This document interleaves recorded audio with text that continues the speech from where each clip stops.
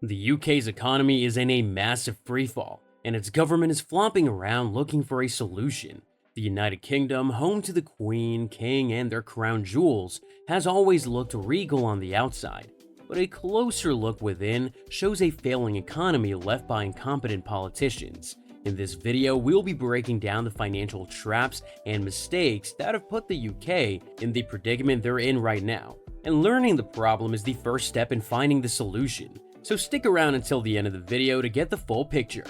A European superpower. To understand just how much of a tumble the UK economy has taken over the years, we have to go back, all the way back to the Industrial Revolution, where the UK led the world, not only in earnings but also in innovation. Railway networks and innovative steam engines helped Britain establish supply lines between its many colonies around the world. The UK was on a runaway train to becoming a global superpower that rivaled America, and the only thing that could stop them was a war. Unfortunately, a war happened, not once, but twice. Although the wars felt like forever, they thankfully did not last forever, but the aftermath of it would be felt for years to come. Because of just how wounded the nation was during this time, the UK was forced to take a step back from their booming industrial sector and focus more on welfare and service-oriented sectors, banking, business services, creatives, all of which the UK was forced to cultivate while their investments lagged behind. Eventually, though, the UK would get their groove and establish a flourishing service sector that's known across the globe. But as the story goes, another unfortunate global event happened: the Great Recession. By 2008, the economy of the UK and its citizens were expecting a fantastic 2.2% annual increase for real average weekly earnings. This was a time when the UK fully embraced their place in the service sector, and that included financial services focused on real estate and retail sales. Unfortunately for them, these were the exact industries greatly affected by the Great Recession. The Great Recession was a financial catastrophe that resulted from financial institutions giving out risky loans for the sake of bankers' commission. The more money a banker lent out, the more money the banker earned. So at some point, the bankers just stopped looking at the risks and started staring at the money rolling in. This led to banks all over the world eventually discovering that the loans that they'd given out weren't claimable at all because the people that they lent it out to had no way of paying it back.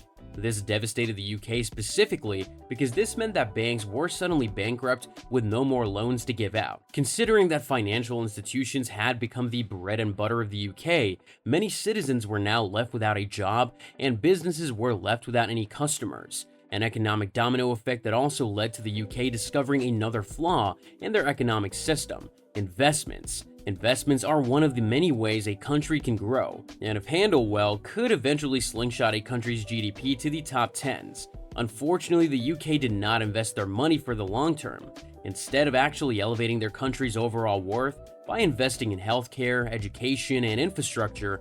All that money instead went to investments in financial institutions. This made the UK a reliable partner when it comes to financial services, but not a very good target when it comes to investments. So when the global economy got flushed down the toilet, the UK was stuck between a rock and a hard place. This mismanagement of investments would lead to the UK's economy becoming very confusing and unproductive. Mismanaged investments. The global recession was a global event that affected everyone, but not every nation recovers as successfully. The UK in particular has done a rather confusing job with the recovery efforts, an effort that I can only describe as misguided. Which is unfortunate if you consider that if the market continued to rise at the same rate it did prior to the recession, 2.2%, then British citizens would have been earning an additional £10,660 annually by now. Instead, the country never recovered. Part of how an economy recovers from an economic crisis is how they handle their investments moving forward, and the UK's investment plan has not changed. Focus on resurrecting financial institutions while investing the bare minimum into vital institutions such as health, infrastructure, and education. This has left the UK lagging behind so many more economies, especially with an aging workforce and a future where knowledge is key when it comes to the labor force. Surprisingly, a third of Britain's youth do not engage in educational activities until the age of 18. This is a grim fact considering today's most successful and investment-worthy sectors require skilled workers. This lack of government support for education has only emphasized one of the biggest flaws that the current UK economy has: the divide. As it stands now, the UK's current GDP is on par with other European countries, but the division of wealth is very striking. The rich have taken a 20% decline in annual wealth, while the poor experience 27%. And this is only a small symptom of the consistent decisions that the UK's government have been taking. Let's take, for example, the Brexit referendum, where the UK made its official withdrawal from the European Union, establishing its own tariffs, economy, and separate nation. This was a decision made by the government to loosen the EU's governance over the UK, a decision that was beneficial for the country's lawmakers but hurt the labor sectors greatly. For fisheries and car manufacturing, the UK's labor industries took a great step back. And who takes the brunt of the blow when labor industries are hit? It's not the big managers, it's not the financial institutions, it's the uneducated citizens that have no choice but to take these jobs. The large gap between the rich and the poor is not only a social issue, but an important economic issue. Let's take a look at their spending habits. When middle-class workers earn more money, they tend to spend it on goods that the country provides, revitalizing the company's economy. This makes the middle class the lifeblood of the country. But what happens when they suddenly can't spend as much? When the middle class don't earn as much as they did before, of course they have to cut back on spending as well. Now, it would only make sense that the people who are at the top with more spending power should be bigger contributors to the economy's growth. But the truth is that it's the exact opposite.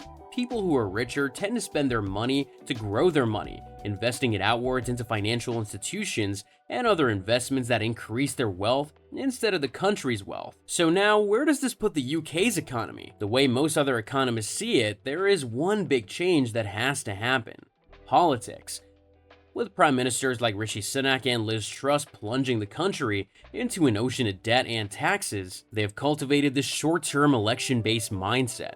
Prime ministers that want to get as much done in their term as possible so that they could remain in power for longer instead of sowing seeds of productivity that would help the country in the long run. Education, funding healthcare, heck, even environmental changes were all put on hold for the sake of making the economy look better than it actually is. Another issue that the UK finds itself repeating is the centralization of its economy. There is a huge disparity between the improvements of northern and southern England. Northern England, including London itself, has seen a large growth of real income for its citizens, while other cities have seen barely any changes. Some of these southern England cities have even been on the decline, while London continues to see sharp increases in real income.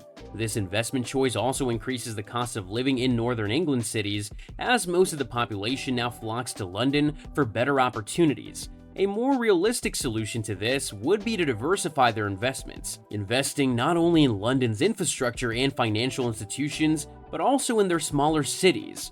Right now, the UK is considerably lagging behind most of the EU's other superpowers like Germany and France, and it'll take a long-term solution to fix its problems. It's important to note that while the UK may not be as big of a superpower, it is still a superpower with some of the biggest technological innovations in the EU.